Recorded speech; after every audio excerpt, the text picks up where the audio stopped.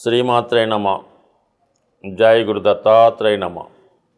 ఈ వీడియోలో మనం మిథున రాశి వారికి త్రైమాసిక ఫలితాలు అంటే మనకి జనవరి 1వ తారీఖు నుంచి మార్చి 31 మధ్యలో ఈ 3 నెలల ఫలితాలు ఎలా ఉంటాయని తెలుసుకుందాం.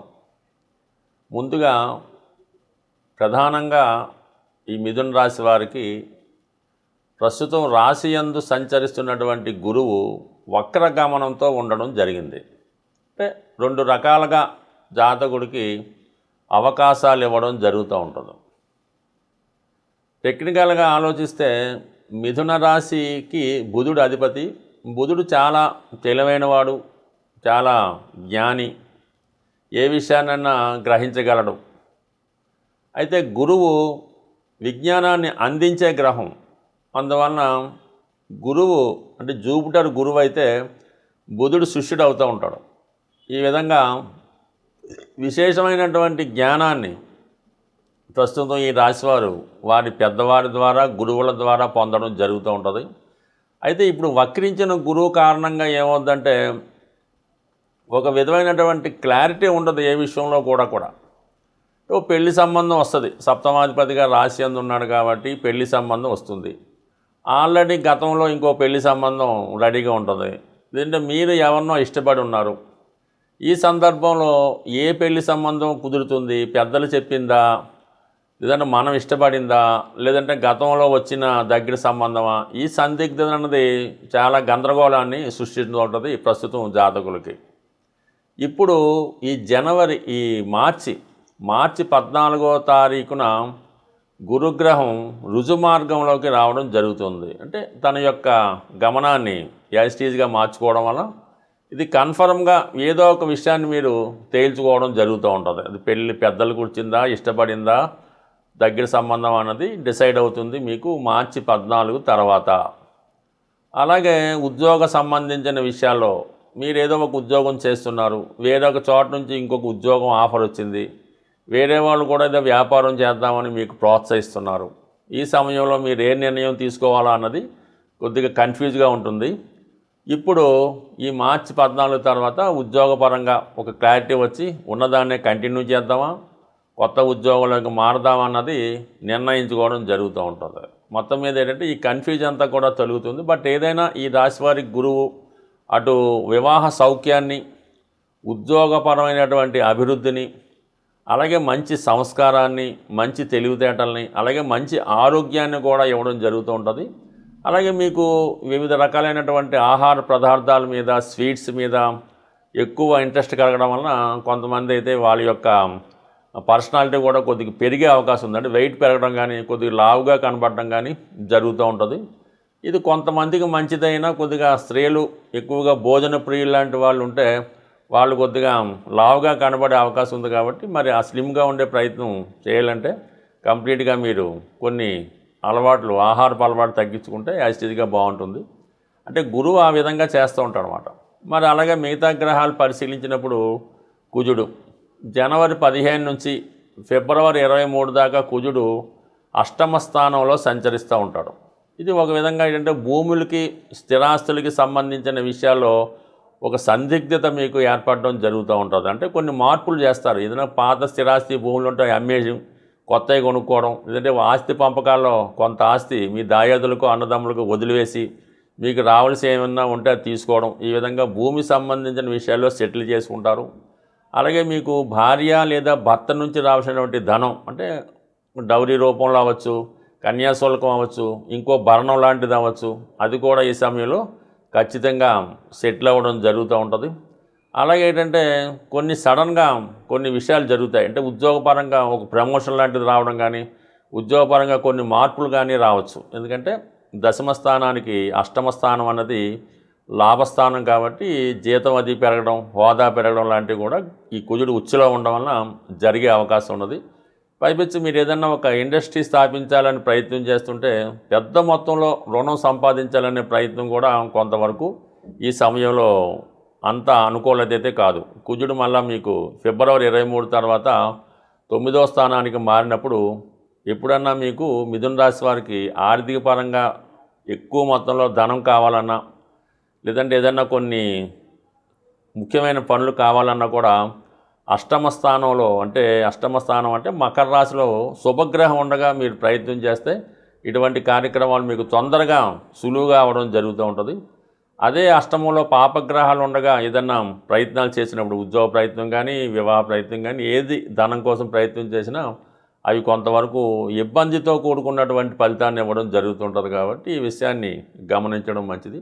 బట్ ఇంకొక ముఖ్య విషయం ఏంటంటే గత కొంతకాలంగా ఈ స్త్రీలకి అనారోగ్యపరమైన ఇబ్బందులు, మగవాళ్ళకైతే ఆర్థికపరమైన సమస్యలు ఎదుర్కోవడం జరుగుతుంది. బికాజ్ శుక్రుడు మౌఢ్యంలో ఉండడం వల్ల. అటువంటి శుక్ర మౌఢ్యం మీకు ఈ ఫిబ్రవరి 14తో పూర్తిగా అయిపోవడం వల్ల ఆటోమేటిక్గా స్త్రీలకి అన్ని సమస్యలు పరిష్కారం అవుతాయి. అలాగే ఆర్థిక పరంగా అందరికీ అనుకూలంగా ఉంటుంది. ఫైనాన్స్ రొటేషన్ కూడా చాలా విపరీతంగా పెరగడం వల్ల అందరికీ వ్యాపారాలు కూడా బాగుంటాయి. శుభకార్యాలు కూడా అక్కడ నుంచి స్టార్ట్ అవుతాయి. కాబట్టి ఆటోమేటిక్గా అందరికీ ఏ వృత్తిలో ఉన్నా సరే వారి పద్ధతి ప్రకారం వారికి లాభం కలుగుతూ ఉంటుంది. ఇదే శుక్రుడు మళ్ళా మార్చి 1వ తారీఖున మీనరాశిలో ప్రవేశిస్తున్నాడు. ఈ మీనరాశిలో ప్రవేశించినటువంటి శుక్రుడు అక్కడ ఉచ్చస్థానంలో ఉండడం వల్ల ఏంటంటే మరి ఈ మిథున రాశి వారికి దశమ స్థానంలో శుక్రుడు ఉచ్చలోకి రావడం వల్ల ఉద్యోగపరంగా ప్రమోషన్ రావడం జరిగే అవకాశం ఉంది. ముఖ్యంగా స్త్రీలకి 100% మీ యొక్క ఉద్యోగ ప్రయత్నాలు మార్చి 1వ తారీఖు నుంచి ఫలించే అవకాశం ఉంది. అలాగే ఏంటంటే మీరు భర్త అంటే మీ భార్యకి లేదంటే మీ కుమార్తెకి లేదంటే కుటుంబంలో ఒక స్త్రీలకి ఉద్యోగ ప్రయత్నాలు ఫలిస్తాయి. స్త్రీలకు మాత్రం ఇది చాలా బ్యూటిఫుల్ పీరియడ్ అన్నమాట. మీరు ఈ సమయంలో పెళ్లి ప్రయత్నాలు చేసినా, సంతానం కొరకు ప్రయత్నం చేసినా, అలాగే ఉద్యోగం కొరకు ప్రయత్నం చేసినా, ఈవెన్ విదేశ ప్రయత్నం చేసినా కూడా ఫిబ్రవరి 1వ తారీఖు తర్వాత స్త్రీలకి అన్ని విధాలా అనుకూలించి వారి యొక్క మాటకి విలువ పెరుగుతూ ఉంటుంది. వాళ్ళకి తగిన గుర్తింపు కూడా ఈ సమయంలో రావడం జరుగుతుంది. ఏదైనా మీ జన్మజాతకంలో ఉన్నటువంటి గ్రహాలు గోచారరీత్యా ఇబ్బంది పెడుతున్నటువంటి గ్రహాలు ఏవైనా మీకు అనుకూలంగా మారాలి అంటే ఆ గ్రహాలు మీకు మంచి ఫలితాలు ఇవ్వాలి అంటే మీరు నివసిస్తున్నటువంటి గృహంలో వాస్తు కూడా పర్ఫెక్ట్గా ఉండవలసి ఉంటుంది. మీ గృహంలో ఉన్నటువంటి 8 దిక్కులపైన ఈ నవగ్రహాల ప్రభావం ఉన్నది ఉండడం జరుగుతూ ఉంటుంది. అది వరుసగా మనం చెప్పుకుంటే తూర్పు వైపు అనుకూలంగా లేకపోతే వాస్తు దోషాలుంటే రవి యొక్క ప్రభావం వల్ల ఇబ్బందులు కలుగుతూ ఉంటాయన్నమాట. అనారోగ్య సమస్యలు, యజమాని సరైనటువంటి క్రమశిక్షణలో లేకపోవడం, ఆర్థిక పరమైన ఇబ్బందులు, నిరుద్యోగాలు వస్తుంటాయి. దాని తర్వాత ఆగ్నేయ దిక్కులో ఇబ్బంది వల్ల అక్కడైనా నూతులు, గోతులు, టాయిలెట్లు వగైరా ఉంటాయి.